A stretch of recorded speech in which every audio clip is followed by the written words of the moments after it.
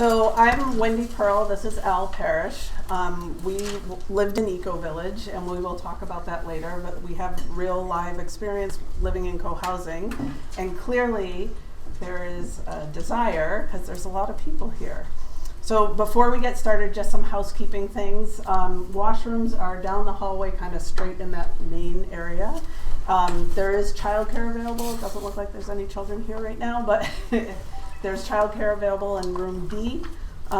Food and drinks, there's some light snacks back there. If you don't have a name tag, it's painter's tape because we're building something, right? So painter's tape, if you could put a name tag on. This is all, right now, the organizers, the two people I really want to thank are Dorota and Tom. They approached us and said they really wanted cohousing, and we said, all right, let's do it. And so Dorota and Tom is our IT guy extraordinaire, does the website, the Facebook, made this all happen. And Dorota got everything here, reserved the place, and we're doing it all based on donation. So if you want to donate, that would be great. There's a donation in the back. Otherwise, we still feel that it's super important, so we will support all this anyway. This event, so originally my idea was we would introduce ourselves and you would introduce yourselves, but that would take the whole time. So that's what the name tags are for. If at any point we want this to be participatory, we do have a lot of questions and answers at the end. So if you let us get through, there are a whole bunch where it's participatory. If you could stand up and say who you are and maybe why you want cohousing and then ask your question, or just who you are and your question, that would be great so we can get to know each other a little better. Are you okay hearing me in the back? No? Yes? No? All right, I'll try to. Luckily, I'm not doing all the talking. Then you can raise your voice? I can try to raise my voice. If I raise my hand, it means I can't hear you. Okay, perfect. Thank you. So luckily, I'm not the one doing all the talking. This big guy who has a booming voice will be doing all the talking. So like I said, I'm Wendy Pearle. This is Parrish. You may have heard of us. We host weekly potlucks at our house. We've been in the record a couple times. We've done them weekly for 9 years now. So every Wednesday night from 6 to 8 at our home. You're all welcome to come. Or to start one in your own neighborhood, which is what we always encourage people to do. If you're close to us, for sure, and sometimes we have half a dozen people, sometimes we have 40. But, we just live in a regular kind of house, so this many people would probably be standing remotely. But start one in your own neighborhood, and that's what we're going to be talking a lot about. That that this is up to us. This is not something that anyone is going to impose on us, that we're going to impose on you. This is about what we all want. Okay, so you want to introduce yourselves? Yes. All right. Welcome everybody. I'm so happy to see so many people here. Just to share a little bit about myself. So my name is Dorota and my husband Tom. We have 2 little girls that are 2 and 4. I didn't bring them with me today because I think it'd be a little too crazy with them. But I first started dreaming of cohousing when my daughter Rosalind was a newborn. So I read all these books about cohousing, started dreaming, we built a website, started networking. But once I met Alan and Wendy, I really, really enjoy them. And secondly, I love their stories about living in an eco-village in New York.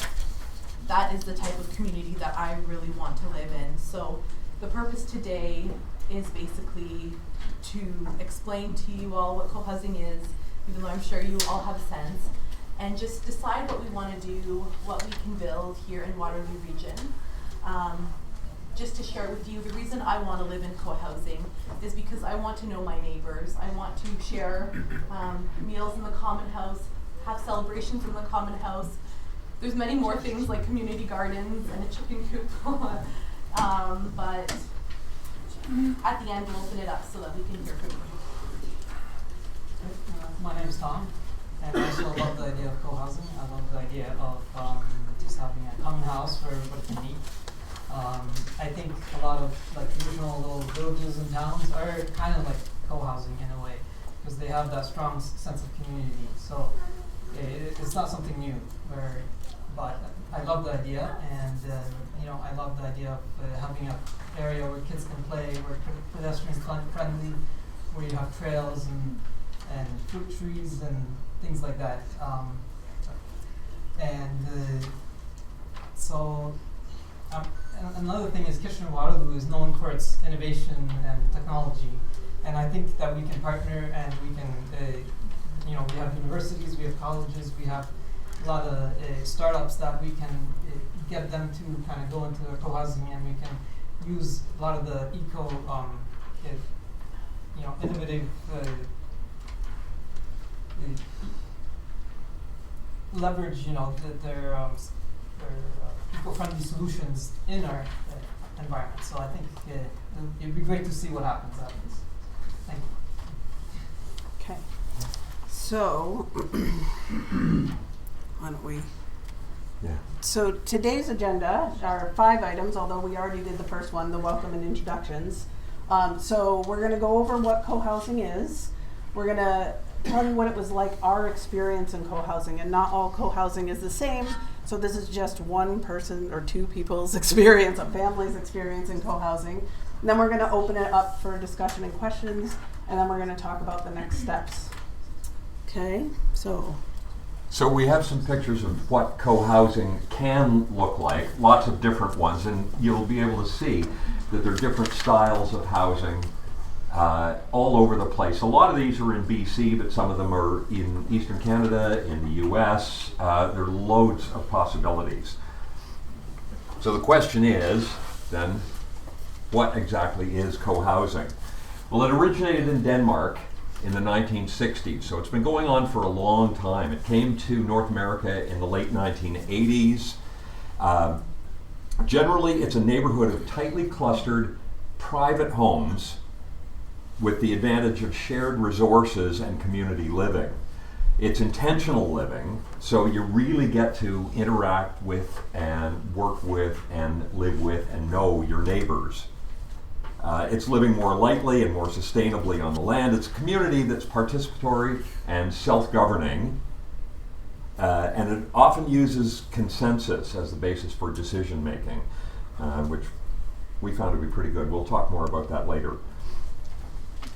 It's a way of finding out what works for everyone who's in the community. So the participatory process, residents participate in regular meetings, monthly, bi-monthly maybe, for planning, design, development of the community, so that it directly corresponds to the dynamics and the needs of the people who are involved. This is what it's all about. Often the decision-making process, as I say, is based on consensus, which can be a little slower than majority rule, but it addresses people's concerns. And the decisions are made on tangible stuff, buildings, the actual homes, the common house, the structures, gardens, anything physical, but also the intangibles, like community bonds and friendship and celebrations, which are a huge part of community. The actual neighborhood design encourages people to interact daily. Just the way you get in and out of your house leads you to be with your neighbors, to see them and interact with them. Usable common spaces like sandboxes, pathways, edible gardens, tables and chairs and umbrellas out in the common space. Just places that you can interact. Parking tends to be on the periphery. So you come in, you park, and then you walk into your home rather than parking right at your house. Big advantage, as Tom was saying, it makes for a kid-friendly place, a pedestrian-friendly place. And it's private homes. This is something that people often wonder about is, are we going to be living in some sort of a hippie commune? Well, no. This is, in every model that we're aware of anyway, everybody's got their own home. They have their private space. It's a self-contained unit with a kitchen, bedroom, bathroom, living spaces, so you can have privacy. The nice thing is that often these places have a smaller footprint because there's often a common house as well. So you don't need quite as much space in your individual home if you've got a shared space that you can use for, any time that you want to have a bigger gathering or some sort of a function that requires more space. We should have done this in the summer when my fingers weren't so dry. So the common facilities are an integral part of the community. The main shared facility is the common house, as I was mentioning, and that can contain all sorts of things. Dining facilities so that you can have shared meals, lounges for meetings and gatherings and celebrations, kids' playroom, guest rooms for out-of-town visitors, laundry facilities. We will talk more about that later, but shared laundry facilities is a really great idea. It eliminates the need for every household to have a washer and a dryer. Multi-purpose room for crafts, music, yoga, larger group activities, whatever. You can have offices there. If somebody wants to work from home or on site, you can just go to the common house and have an office there. Meeting spaces and other things that are based on community needs, which could be a library, a teen room, a reuse room, a movie room, whatever, whatever you want to have. Other common spaces and amenities, depending on what the residents want, things that enhance the connections between people. A sauna, a pool, a pond, a recycle shed, a workshop. There are lots of possibilities. So then you have shared resources, right? I know just on our block, we had 3 different people who had power washers. 2 of those have given up the ghost, but that's good because now we are the only ones with a power washer, but everyone on our block can use our power washer and they know that they can. Things like that. It can be anything, tools, a root cellar, playground, community gardens, chickens, car share, there are lots of possibilities for things that can be shared. If there's space for it, where the community is built, then a CSA, a community supported farm, agriculture, berry farms, things like that. Shared childcare, swimming lessons, things like that. A library, the possibilities are endless anyway, and it provides for cost sharing and savings and the economies of scale, both in the building process and in the ongoing, the maintenance, things like internet and utilities. When they're shared, they're cheaper.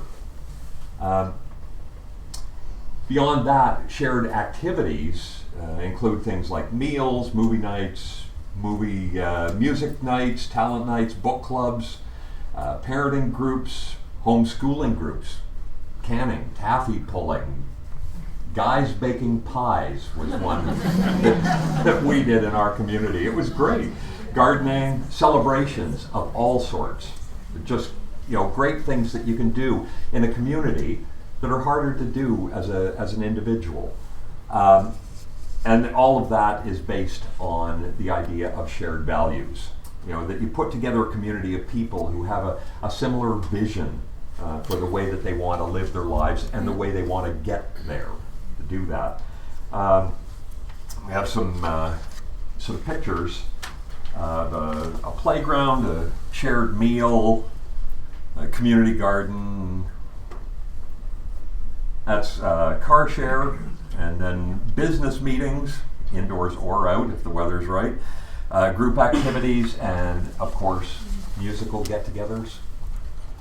Any of those things, and a million others. Loads of possibilities there. The setting is something that's an interesting one. The location, of course, is important, but it might be urban, it might be rural, it might be suburban, it might be on the outskirts but close to amenities, it might be on or off the grid. It's all determined by the people who live there. This is up to us, and it can be any way that we want it to be. The building types can be apartments, townhouses, triplexes, duplexes. They could be yurts, hobbit homes, tiny houses, anything, right? It's all up to us. What do you want? What do we want? How are we going to do this? More possibilities. So the homes themselves, co-housing recognizes that people need privacy, and they like to have privacy. It's as a way of living comfortably in a community. So homes can be smaller, and this helps with affordability and the ecological footprint. It encourages the use of common amenities and spaces, which encourages the group dynamics that go on in a community.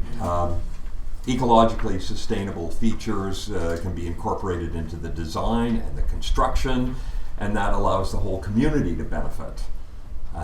Research has shown that the optimal number of houses in a community like this is between 20 and 30 around a central courtyard or the common house or a pathway, which is the central focus, so that people are more inclined to interact with their neighbors. And again, parking on the periphery so that cars don't interfere with people being in the community. So we were trying to come up with a really good analogy, and Wendy came up with one. I love it. Just read it. Yeah. Yeah. Building houses is like having a wedding, right? If you don't have the right relationship before you start, it doesn't matter how perfect the wedding is, right? You can have the right photographer, the right flowers, the right dress, the venue, invitations, the cake, everything can be perfect. The marriage can still fail if it's not based on a strong commitment to the relationship. And we feel that that's what building houses for a co-housing community is like. Of course, probably everybody here would say, yeah, I want a reasonably small footprint, I want it to be ecologically sound, I want it to be sustainable, I want this, I want that. It's all great. But if we haven't got a community before we start, it could still fail, no matter how perfect the buildings or the location might be. It's important to note that building houses it's one of the largest projects that a community will undertake, and it's one of the early ones because, of course, we need a place to live. But it's only one, and before we can do that, we need to build a community of people. And after the houses are all built, we still need to have a community ongoing forever.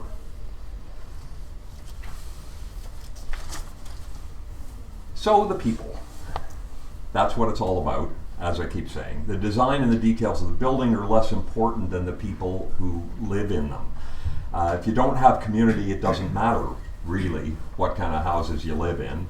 Co-housing strives to create a multi-generational village where neighbors know each other and support each other, where people spontaneously socialize, they eat together, they participate in interest groups, they budget for shared items, they share costs, they share resources, and they share their skills. People donate their time and their energy to make the community run, and that lowers the cost, and it also, maybe more importantly, provides yet another opportunity for people to interact, to make connections with their neighbors. Those sort of activities really make a community thrive.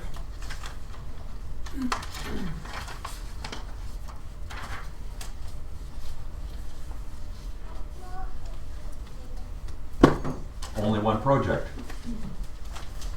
A life is the ongoing project. This is what really counts.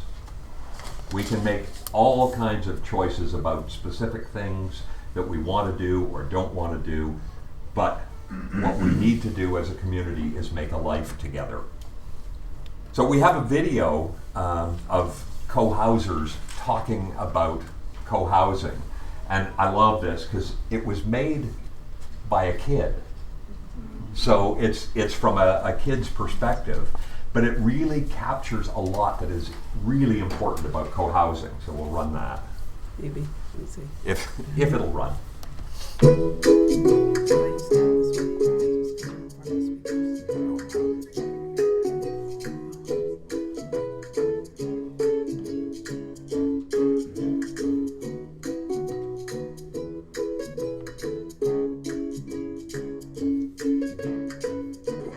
about cohousing is the voluntary putting together of people with similar interests and similar ideas so that we can cooperate, and it's an intentional community. What I really appreciated is just being able to mingle and have conversations with people who are significantly older and significantly younger than me, and in some cases from different cultures and different backgrounds. Everyone knows each other, and so any conflicts that arise in the community are solved more peacefully. It's a place where we can be creative, where we can be participatory, where we can express ourselves and become our best selves, and then help other people become their best self too. I like the fact that we can all work together, which makes things a lot easier, and that we can all play together, which makes everything fun. And I've been very appreciative throughout the years to have known and gotten to know very well some extraordinary mentors and very, very dear friends who are many decades older than me, but who through cohousing have taken a very serious personal interest in me and have come to me to learn what I have to share, and that I can approach them as friends and mentors and learn extraordinary things from them. My favorite things about living in cohousing are being able to cook for a whole lot of people and the relationships that I've developed with other people's kids. I like how we have happy hours. On nice days we go outside and have happy hours. I really like the common house so we can all eat together. It's fun having friends. And provide opportunities for us to grow as individuals in our relationships with ourselves and each other and as a community as a whole. I love the neighbors. Beautiful view, love the neighbors. Everyone is so friendly. You should move here. I mean, it's so nice. Don't you love that? It's important to remember that it's every iteration of cohousing is different because everyone is determined by the people who live in it. But there are some commonalities that run through every co-housing community that we've come across, and a lot of it has to do with knowing your neighbors, making decisions together, ordering your lives together, finding a way of making things work well in a community. So we lived in Ecovillage at Ithaca. It's about an hour south of Rochester. And Ithaca is in the Finger Lakes, so it's beautiful. It's a fairly small town, so we were about 2 miles outside it, and that's where our Ecovillage was. So I know, has anyone visited? I know you two have visited. Others visited Ecovillage? Has any, yeah, isn't it beautiful? I miss it. Has anyone visited any other co-housing places? Yeah? Okay, perfect. So this is our experience living in Ecovillage. So, hang on. So this is Ecovillage, aerial view of Ecovillage. This is actually, it's hard to see there. This is, how long ago? I don't know. 12, 14 years ago, I think. So we'll kind of orient you a little. So the main road is actually up at the top here, and there's about a half-a-mile road that goes into the village. It's a very slow road. It's a dirt road, so you have to go slow. And then parking is on the periphery, on the outside here. This is the first neighborhood, and this is the second neighborhood. There is now a third neighborhood there. It was starting when we were leaving, and the third neighborhood, they actually moved some of the carports, and the third neighborhood is right about here. But all three of the neighborhoods are on about 4 acres. Each individual one is less than 4 acres. Yeah. It's all on 176 acres of land with a 13-acre berry or CSA, a 3-acre berry farm, a acre pond, a sauna that's shared by, like, you can get 12 people, I think, in that sauna. Yeah. There's chickens, there's community gardens, there's a playground, there's a permanent maypole because we celebrate, and there's a root cellar that we built together years after it was completed. So when you start at the main road, this is the bus shelter that we all created as a community, has a living roof, and then you pass by the community supported agriculture, and when you go there, they have their own mission. Part of it is to feed the village as well in our common meals, but it's also to feed the community, the surrounding community, as well as the farmers market. So when you go, there's chalkboards that say, please pick up 2 heads of lettuce and some celeriac and some kale, and it tells you to weigh it and whatnot. So you actually run into your neighbors as well as the larger community when you go there. That's if you buy into the CSA, you buy a share for a year, and then you go every week during the season, and they just tell you how much stuff to pick up, and there's always tons of food, and it's really good, fresh just out of the fields. And they also provide you recipes for things like celeriac. I didn't know what to make with celeriac, so you eat very seasonally, and there's an agricultural pond. So one of the very neat things about the CSA with our children that were there in the village with us, that they learned when there was a drought, we had less food. They knew we were close to the food source. That's what we ate. It wasn't going to the grocery store and picking up whatever you needed. It didn't matter if it was in season or not. It was all through the CSA, so that was wonderful and a great learning experience for them. Yeah, when they saw the pond going down, they learned that meant something. We need to make our food go longer. Yeah. So driving up the road, it's kind of dark there, you can see the first neighborhood, and there's carports. You actually pass by first a shared composting. So the community did group composting that was used in the community gardens as well as the CSA. And then there were carports on the periphery and visitor parking as well as just outdoor parking. So that's, cars aren't in the neighborhood itself. So this is Frog, that's Song, and that's Tree. So we lived in the first neighborhood, so you're going to hear more about the first neighborhood and how it was designed and built than the others neighborhoods, although we know a little bit about them, not a lot. So Frog is first residential group. That's what we affectionately call Frog. The Song is second neighborhood group, and Tree is third residential Ecovillage experience. So that's pretty where we clever, got eh? Frog, Song, and Tree. Mm-hmm. We spend an awful lot of time coming up with acronyms. Yeah. Each neighborhood consists of about 30 houses, tightly clustered or clustered in a different way, and they all have a common house now. That is, each one has a common house. So each neighborhood is run by participatory decision making, which is consensus. So consensus does take a bit. It's wonderful because everybody has a say, everybody has a veto, everybody's concerns or questions or desires are heard, and it works. It really does work.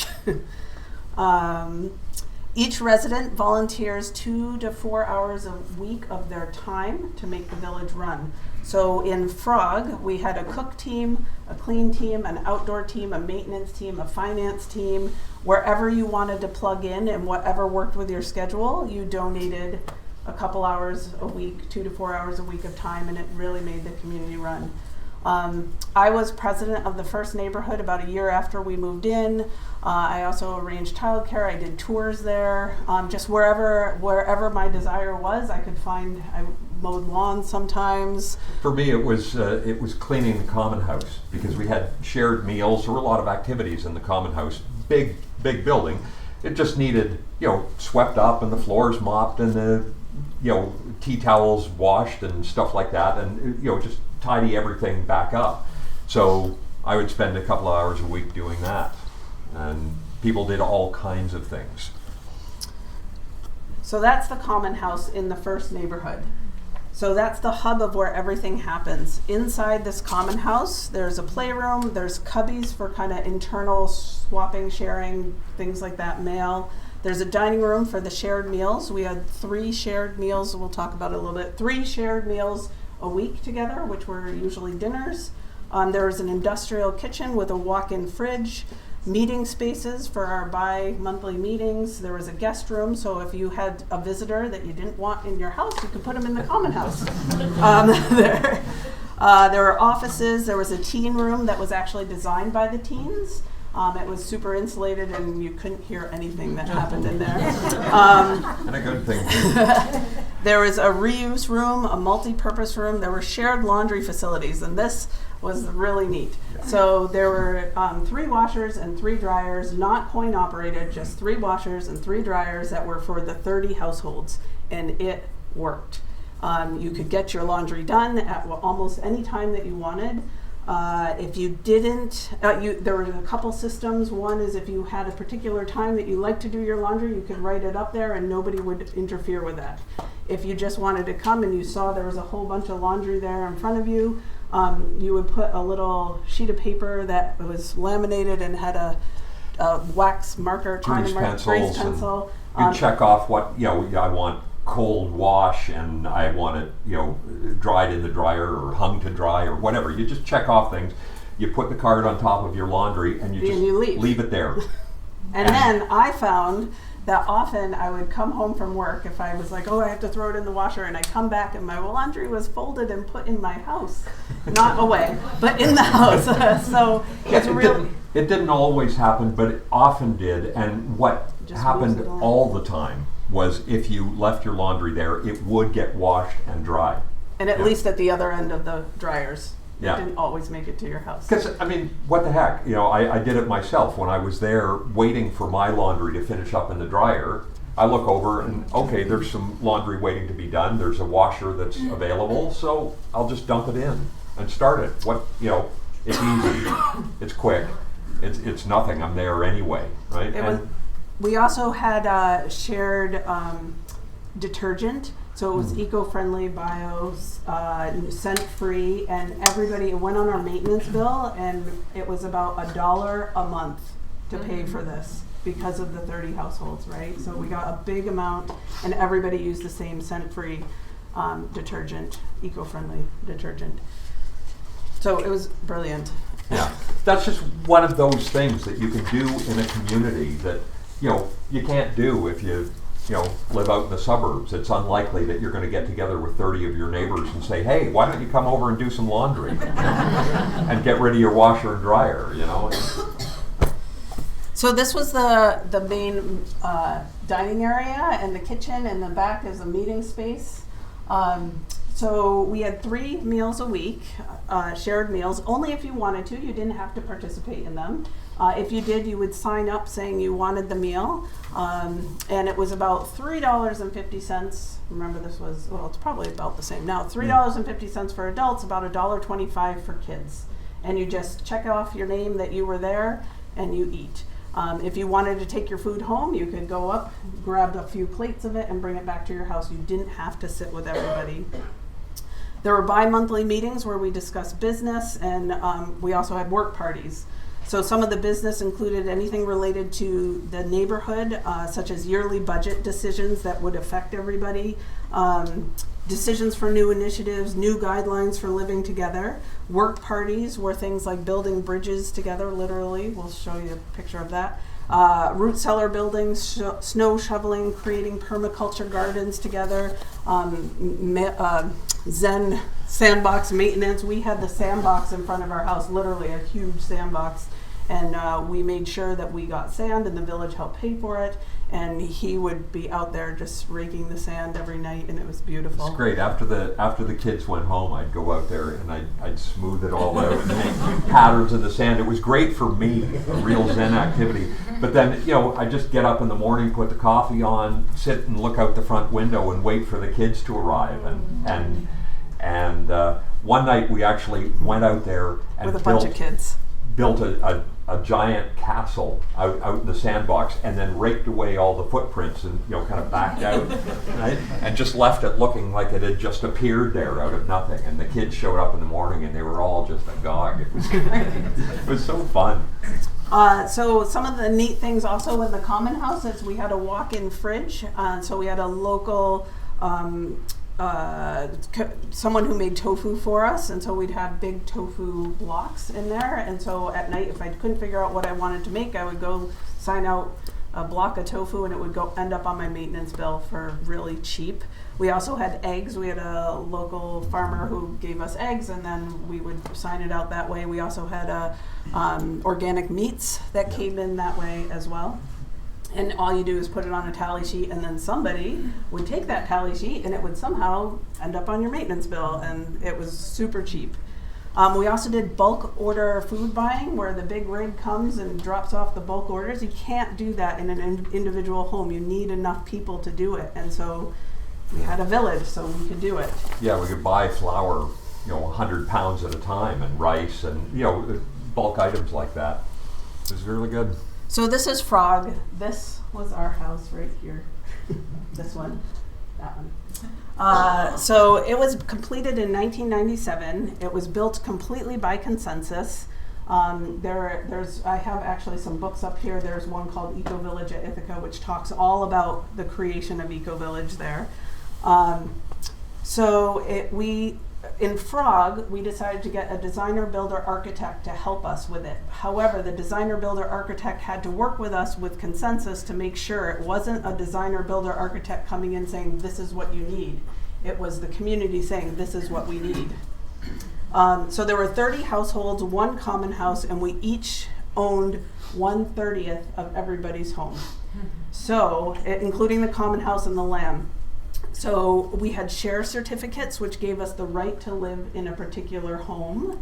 And there were maintenance fees and taxes based on the size of your home. So the homes ranged from about 900 square feet to just under 1,400 square feet. So depending on the square footage of your home, whether you had a patio, whether you had a porch, whether you had a carport, whether you had an office, those things all cost a little bit more in proportion. So your maintenance fees were a little bit higher.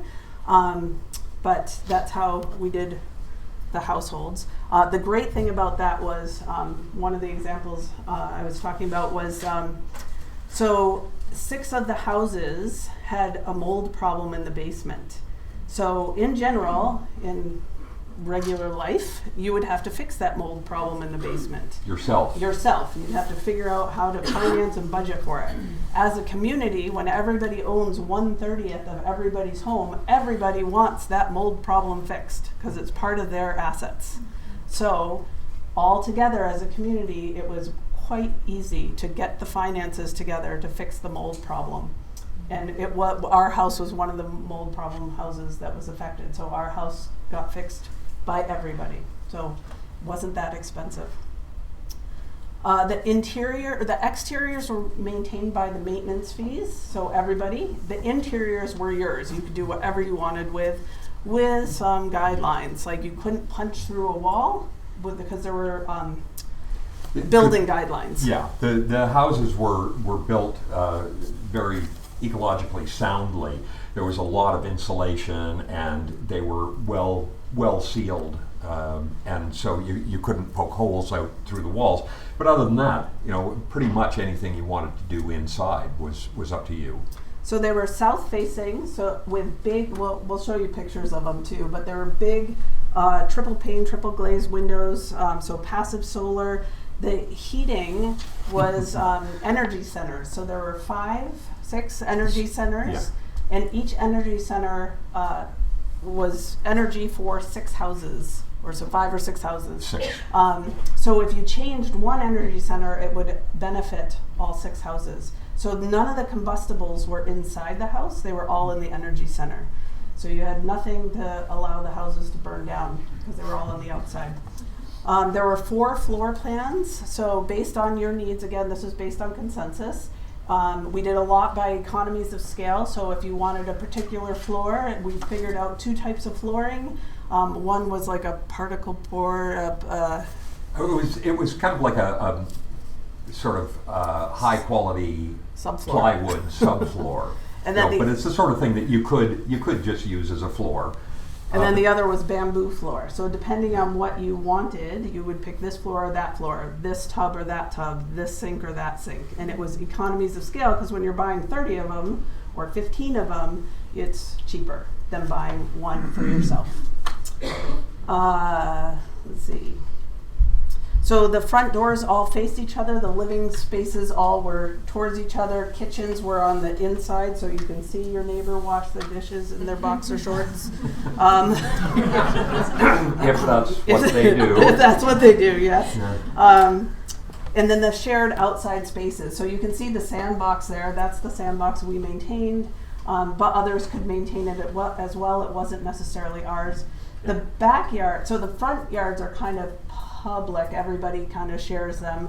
The backyards were your privacy. So if you were sitting in the backyard and you were having a drink or whatever, people would not just come in and be like, "Hey, can I join you?"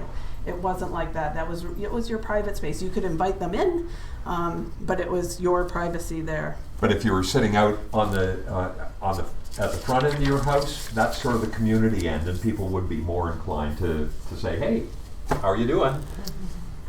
Nice to see you." You know, we used to joke that it was hard to walk through the village without, because you knew everybody. There were 150 people living there, and we knew all of them, every one of them. So, you try to walk from one end to the other just to get to your car or whatever, and you run into three people, and so, how's your, that thing that your kid was doing, and how's, that new project you're working on, whatever. We used to joke that we needed some sort of a beanie that we could put on to say, like, don't bug me. Don't talk to me, I want to get through Leave the me alone, village. I need to go somewhere. Yeah. But you interact with your neighbors. That's what this kind of, the style of construction does this. Because it funnels people into a place where they end up hanging out with each other. So this was move-in day. This is before, so there's not really much in our home, but we'll show you kind of what it looked like. So the front door is that door there, and you walk into the kitchen, living room, dining room, and it was 14-foot ceilings. We had a wood ceiling as well, and a mezzanine level that would look down over the living room, dining room area. The large south-facing windows you can see there. And then the galley kitchen. So these are actually two pictures, but looking at one side of the kitchen and the other side of the kitchen. It's a galley kitchen that goes right into a pantry. The pantry was underneath the staircase, so it was a really big pantry, really great use of space. Yeah, small kitchen, but really functional. It was really easy to work in it. Let's see. So those are my parents. So south-facing windows that you can see the living room, dining room. This is looking one way, and then if I turned around and looked the other way, it's not huge, but it didn't need to be huge because we had a common house, and we actually used to host song circles in there, and we had 35 people in our whole space singing together. So it was not tiny, not unworkable. It was really nicely designed. The whole thing worked really well. Bamboo floors. This was a back room. You can see that there's shelving. Like, we had lots of cubbies and lots of space. It actually took a lot for us to pack because there was so much there we didn't realize. We had a futon in here. We used this as an office as well as a kids' playroom as well as a guest room. So upstairs, again, these are just some of the bedrooms. It was 2 bedrooms way up high, and then our bedroom, master bedroom. But this is what I wanted to show is use of space. So the roof slanted, and we punched out to the roof to make this flat surface that a futon was on. So it was an extra space for play or for a friend to be. This is the stairs to get up to it. And then the other room, like the bedrooms are small, but you don't spend lots of time in your bedroom. You spend time in the living space. Yeah, and there was enough room for a bed, a dresser, a night table, anything that you would need. It wasn't like they were too small. And then celebrations. So actually in the background you can see the lighter color houses are song, the darker color houses are frog. And we had the permanent maypole, and the band is made up of community members playing so that we can dance around the maypole. Our celebrations we celebrated everything. Whatever somebody was, we celebrated. So we had Christmas, Hanukkah, Beltane, Solstice, Thanksgiving, Passover, Easter, Winter Spiral, you name it, we had it. Birthdays were great. My son grew up thinking that 150 people would come to his birthday parties. And that's literally, we would have cake for about 150 people and a big tub of ice cream, and we'd all sing to him after a common meal, eat cake, everyone would socialize and go home, and that was the birthday party. And that's exactly, it was celebrating his life. Yep, So and if we didn't have anything specific that somebody else had invented, we would invent our own celebrations as well on top of all this. So we had welcomes to the neighborhood when new people moved in. There was a membership process to be able to buy in the neighborhood, but it was very self-selecting. There wasn't anybody could buy into it. You just had to go through the membership process and decide if it's a place that you wanted to live. And then once they moved in, a truck would pull up, everybody would come out, put them into their house within 20-25 minutes, sign a canvas that said you were there helping, and they can hang that on the wall because it was everybody in the community. And then we did like a blessing of the house with blowing bubbles at the house. So it was a very nice welcome. We had guys baking pies, he had mentioned that earlier. So at the harvest of the berries, all the guys and their sons would go out and grab the berries, bring them back, and bake pies, and all the partners would say, "Yay, good job." And then we'd eat the pie. It would also corresponded to when the common house was fully functioning and up and built. So it also celebrated the common house. The celebrations, it really felt like when we lived there, it was an extension of our family. It wasn't just our neighbors. It was really just having a more enhanced, enriched life. Yeah, we knew these people really well. So although Frog and Song are close together, there actually is a bridge that connects us. There's a little brook that goes between the two neighborhoods. That bridge was designed by adults but built by kids. And if you walk over that bridge, I don't know if you saw it, but if you walk over the bridge and you look at the nails, generally people put nails nice and straight, but when kids put nails, they put them wherever they want. So the nails were all like this on the bridge, and it's really just reminds you, the bridge is very sound, it won't fall. But it just reminded us that the kids were part of this as well. And kids have a different approach to life. Yeah. It's nice to be reminded of that. So this is Song. This is Song. So Song was built, Frog was built as a very tightly clustered. Song was built, it's a little more open. It's a little more open. They didn't build their common house right away when they started. They kind of focused, they decided they wanted to be their own builder, designer, architects for their own houses. So they had a duplex buddy, and that's who they built their house with. They did build community, they did build friendships and getting to know your neighbors, but then they really worked with the one person in the duplex.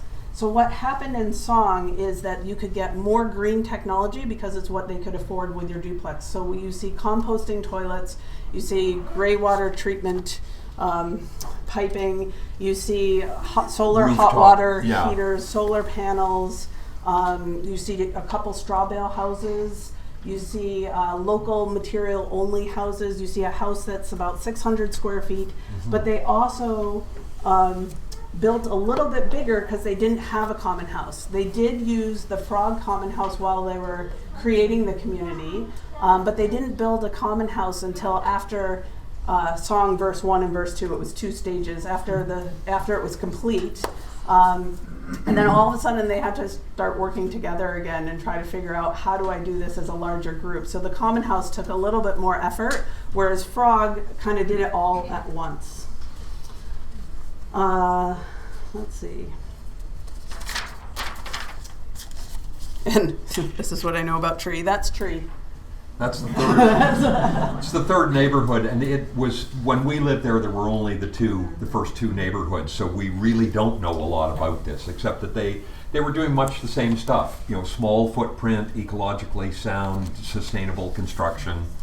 Mm-hmm. These are apartments though, right? There are some apartments, yes. They decided to do apartments.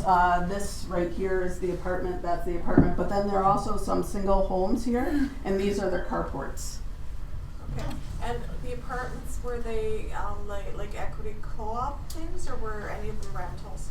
They do. We did actually have rentals in all of Ecovillage. There were some people who owned a house and then ended up renting the house. I'm not sure what they did.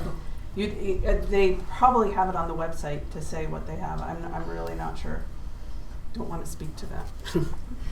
Other things that we had, we built an acre pond for recreation, but it was also a very useful pond. So the rainwater runoff from the frog homes filled the pond, and then that pond would fill the dry hydrants that we had in case there was a fire. So it was very like the rainwater to the pond, we could play, and if there was a fire, we could use the water.